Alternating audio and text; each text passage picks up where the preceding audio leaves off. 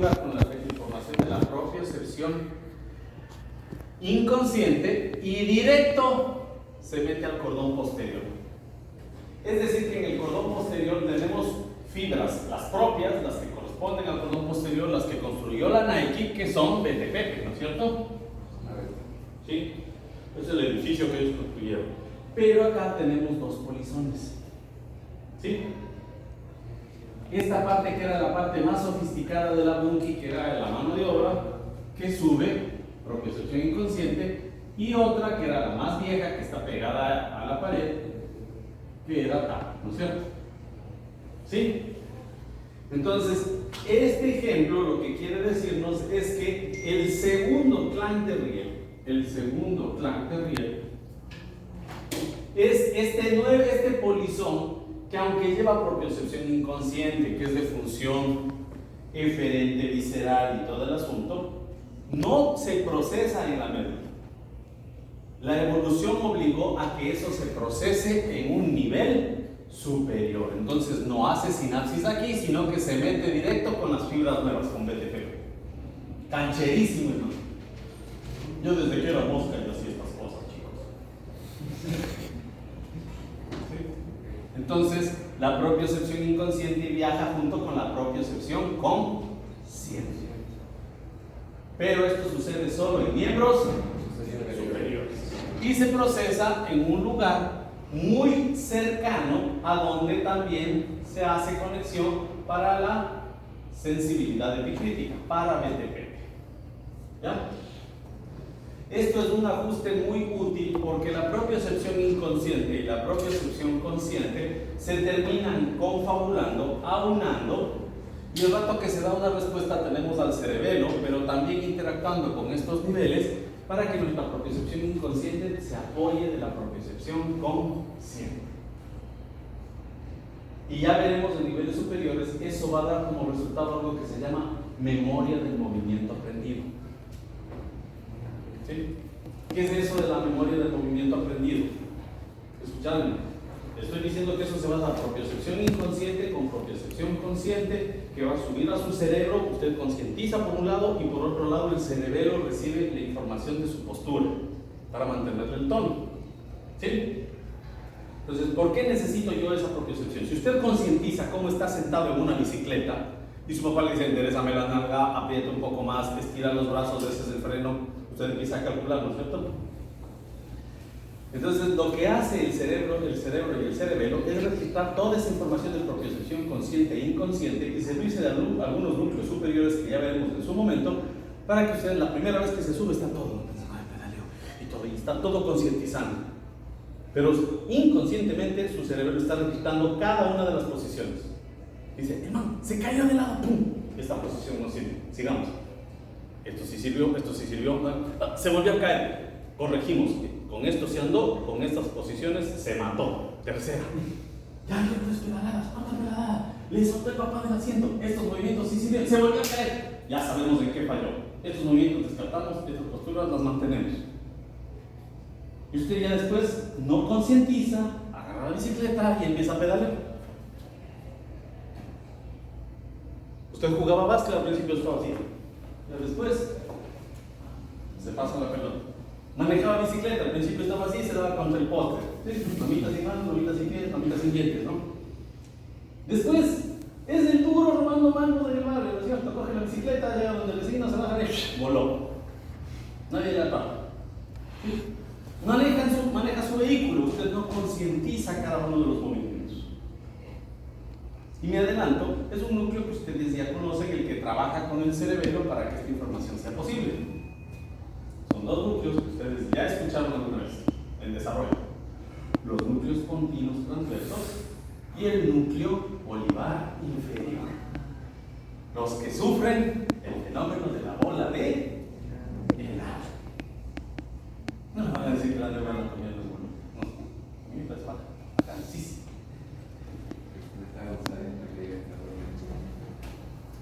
¿Ya?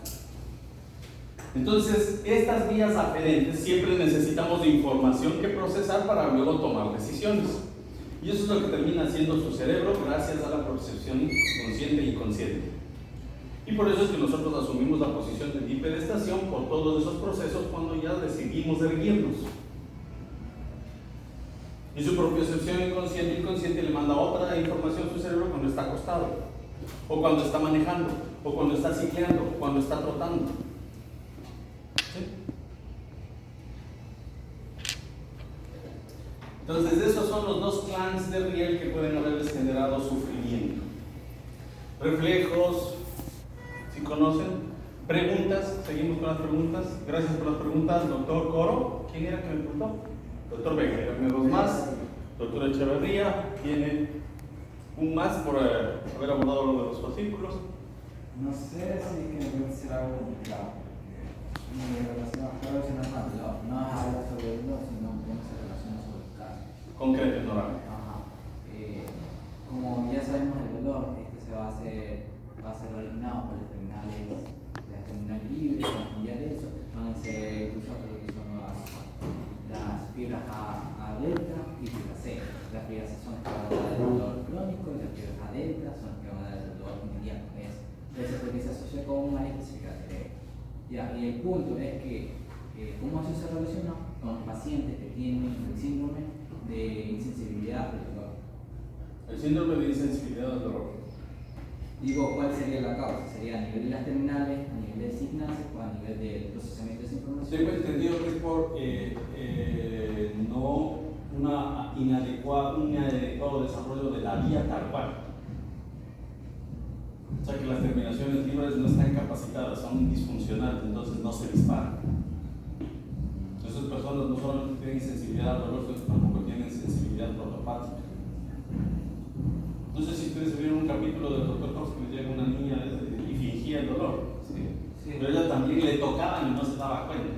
O sea, no solamente el dolor, sino que también tenía falta de sensibilidad protopática. El tacto leve es para esto, venga, doctor. Yo se lo vuelvo. No le voy a hacer nada. Muy bien. Medio bien. ¿Dónde le toqué? ¿Con qué le toqué? ¿No está bien? No sé. Ya. Cierre los ojos. ¿Dónde le toqué? ¿Con qué le toqué? Usted está. Maldita sea, maldita sea. Si no, ya vamos a detectar que tenemos un paciente con enfermedad del cordón posterior. Ya, a ver. Disculpe que su novia, que no fue la segundera.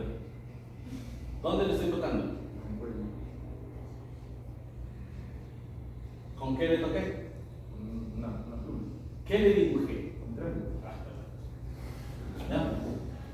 El doctor supo en dónde le toqué por la vía portal. Pero sabe que le dibujé y con qué le toqué por la vía epicrítica. ¿Sí? Entonces, a esta niña tiene una vía epicrítica que le permite percibir sensibilidades refinadas. Pero la primera percepción, esa de tacto burdo, no la tiene. Entonces es un problema porque los cordones o el sistema ventrolateral, ¿sí se acuerdan de los sistemas? Porque en el video se les describen los sistemas que hay, ¿no es cierto? Yendo de atrás hacia adelante tenemos el sistema dorso medial, que es el que se encarga del BTPP, y el sistema ventrolateral, que es el sistema de TAP, ¿no es cierto? Entonces, si yo tengo dañado el cordón lateral, ¿ya? Yo tengo dañado TAP. ¿Sí? Y la mayoría de fibras que se encargan del dolor están en el cordón lateral. Entonces, síndromes cordonales laterales pueden provocar ese problema. Es el daño de la vía. ¿Ya? Cuando es congénito y cuando es bilateral, eso es más bien un problema de disfunción del receptor o porque pasó algo con las neuronas A delta. ¿Ya? Doctor, y en el caso contrario de una, no sé si decirle hipersensibilidad, o sea, que hay personas que con simplemente tocar ya están sufriendo el dolor. Suele haber problemas, pero más bien con los centrales de recepción. ¿Qué es lo que sucede? La fibra no es la que duele, la fibra es la que lleva la información. ¿Dónde se procesa y me dice, me duele en tal parte? El primer sitio en donde se genera respuesta va a ser aquí en la médula, ¿sí? Entonces, si es que el problema es aquí, es porque no entra por el cordón posterior. Si no hay reflejos, es que la médula es el problema. Pero lo siguiente, como ustedes recordarán en los videos, ¿ya? La vía sensitiva, la vía aferente del dolor, se organiza, todas las vías aferentes se organizan por niveles de neuronas. La neurona de primer nivel, ¿en dónde está? O sea, si es que no vieron los videos o no pararon bola, estoy hablándoles en chino, ¿no es cierto? Espero que no. La neurona de primer orden está en el ganglio sensitivo. La neurona de segundo orden suele estar ¿en dónde? En la central de procesamiento donde baja, ¿no es cierto? Que suele ser en la médula, o por ejemplo en el caso de BTPP, que no hace sinapsis en la médula, sería a nivel del tronco encefálico. ¿Ya? Después de ese procesamiento dentro del sistema nervioso central, en la médula, en el tronco, donde le toque, hay un tercer nivel, que es un cerebro un poquito más desarrollado que la formación reticular. ¿Cuál es este? El tálamo. ¿Sí? Entonces, en esos pacientes que suelen tener sus problemas, por ejemplo, manos talámicas, manos dolorosas, o trastornos de hipersensibilidad, hay personas que presentan síndrome del miembro fantasma. ¿Ya? Se les corta el miembro, pero el cerebro sigue mandando la información de la lesión que sufrió. Entonces, como la fibra nerviosa se altera y dispara mal, empieza a estimular y provoca un circuito cerrado con el tálamo y con el área de procesamiento a este nivel. Entonces lo que sucede es que eso se vuelve un circuito persistente y hace que usted sienta que le duele la mano aunque ya no tenga mano. Usted siente un miembro fantasma, ¿no? Ya no lo tiene, pero siente que le duele la mano, siente que le duele el dedo y no tiene ya desde el codo. O sea, es porque el dolor, las percepciones se desarrollan en el cerebro. El receptor y la vía lo que hace es mandar la información. ¿Sí? Su celular se encarga de hacer todas las funciones, no es por la pantalla. La pantalla es donde se recibe el dato que usted le mete, ¿ya? al pulsar. Pero de ahí la información de la pantalla tiene que irse a un procesador y del procesador generar la respuesta. Que se abra su correo, que usted envíe el correo, que abra la imagen que le mandan, etc. Entonces el cerebro es lo mismo, el cerebro es el que se encarga de procesar. Usted no siente por sus nervios, usted siente por su cerebro, por su sistema nervioso central. Necesita que haya un procesamiento, las neuronas de asociación tomen una decisión, interpreten lo que les llega. Entonces la médula tiene una capacidad de procesamiento, pero es muy básica, son los reflejos. Entonces, respondiéndole al compañero, si es que yo no tengo reflejos ante un estímulo doloroso, quiere decir que el problema empieza en el ganglio. Si es que hay generación de respuesta, generación de reflejo, ¿ya? Pero la sensibilidad no pasa, quiere decir que el problema es a nivel del sistema nervioso central y en el ascenso. Usted me hablaba de dolor, tal cual. Si es que, por ejemplo, hay un miembro fantasma, el nervio no está disparándose, el nervio ya generó el disparo y provocó un circuito cerrado que afectó a la médula, a las vías ascendentes y está afectando a la neurona de segundo o de tercer orden. Entonces, en estos casos, cuando yo tengo estos dolores, dependerá de las características del dolor, del estímulo que se genera y de la forma en la que está siendo procesado el dolor. ¿Ya? Dolor agudo, el dolor agudo y ya. El peligroso es el dolor lento, porque el dolor lento tiene una cualidad, y si se han de acordar, las fibras C, y por eso es tan raro que una paciente tenga ese síndrome de insensibilidad, porque las fibras C están en abundancia y están distribuidas en todas partes, incluidas las vísceras. Si es que yo me corto acá, hay fibras A delta y C, pero si es que lo que sucede es que se me reventó el apéndice, solamente tengo fibra C. ¿Sí? Y esas fibras, acuérdense que venían al núcleo propio y se iban a un núcleo aferente visceral.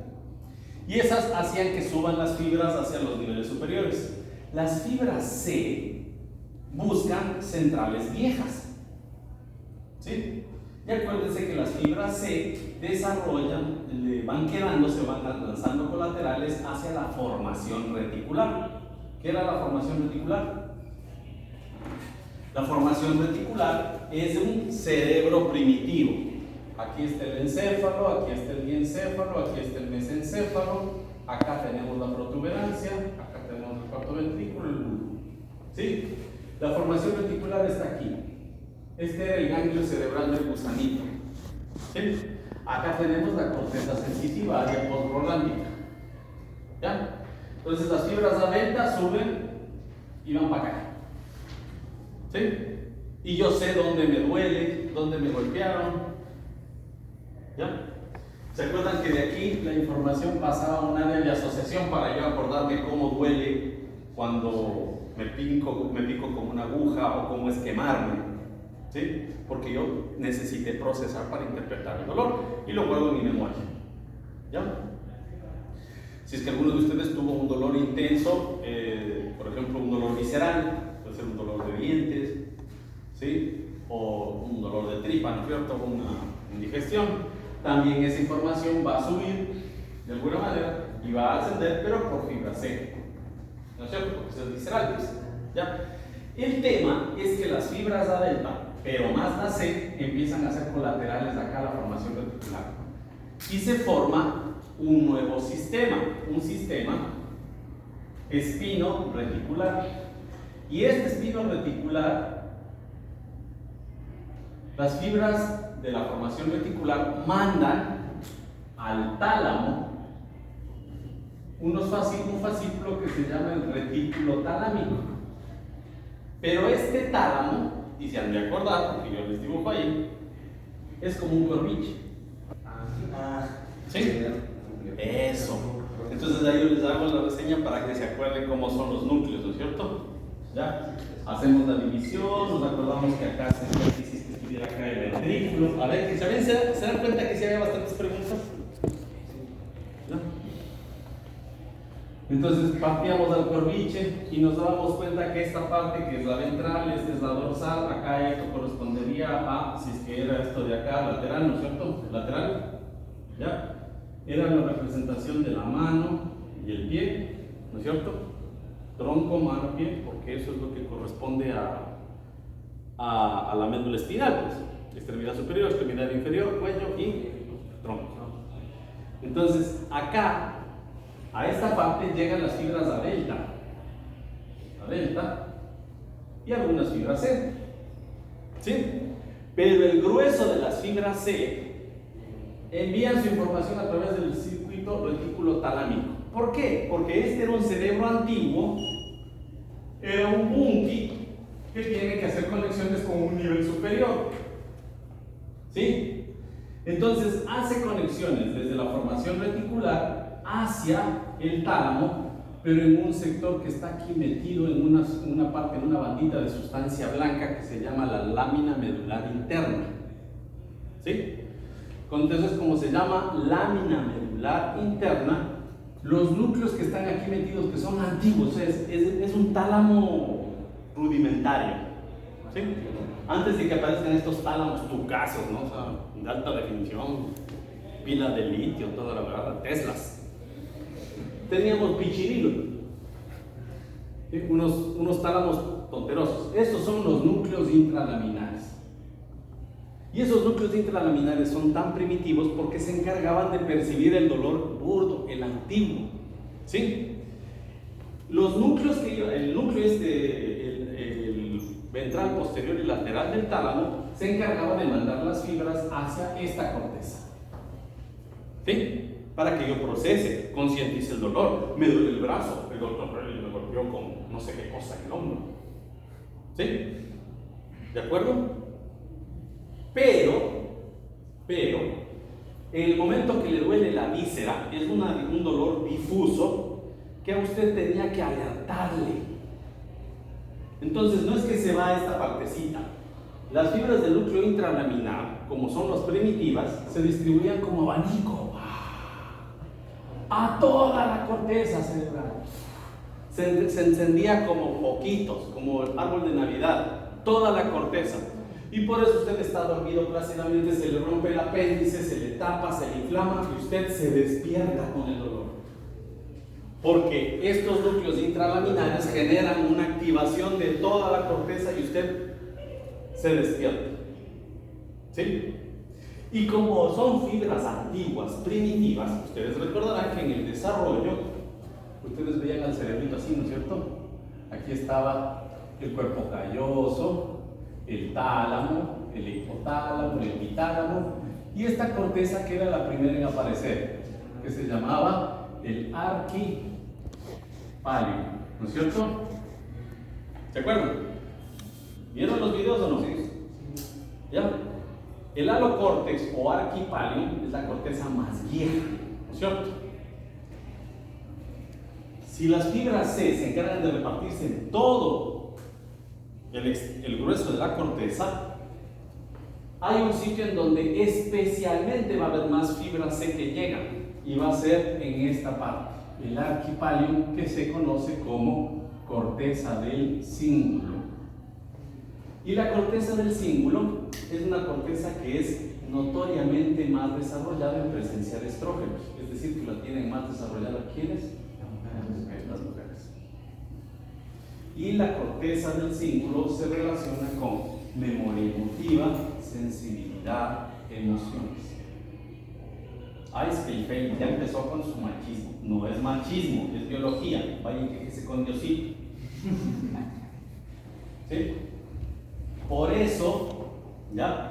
Es que cuando hay dolores crónicos persistentes y que han generado un disparo insistente de dolor, lo que provoca es trastornos emocionales, depresión, agotamiento, fatiga, aparte de una activación de estas vías. Entonces usted habrá escuchado que el dolor crónico, el dolor provocado por estas fibras, por estímulo de la corteza del cíngulo, puede generar en el paciente reacciones emocionales, alteraciones de carácter, depresión e incluso intentos de suicidio. ¿Sí? ¿Ya? Pues miren ustedes todo lo que han aprendido a través de las vías del dolor. Y empezamos en médula. Es importante por eso que mantengamos lo que se les dijo en los videos, a los autores de práctica, lo que se menciona en práctica, que se tome en cuenta que a la médula, al sistema nervioso, así lo partamos en regiones, tenemos que considerar cómo se interconectan con otros sectores. Y por eso tenemos que tener tan presentes capítulos de histología y capítulos de desarrollo y los principios fundamentales de la organización, que yo como logro los he estado repitiendo desde el primer video. ¿Más preguntas? ¿Tenemos todavía chance de una?